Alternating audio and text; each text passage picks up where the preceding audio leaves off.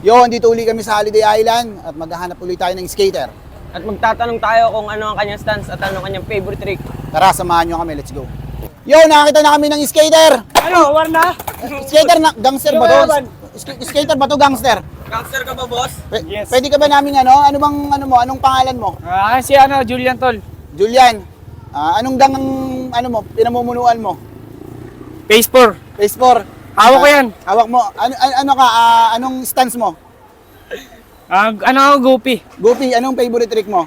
Treshab. Pwede mo ba sa amin ipakita yan? Sure. O, teka lang, baka mambanat ka. Hindi, Papakita sa atin ni Nakatingin eh. ni OG. Let's go.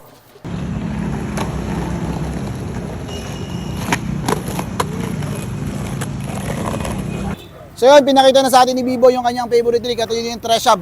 May gusto ka bang shoutout? Shoutout sa mga kagang ko yan.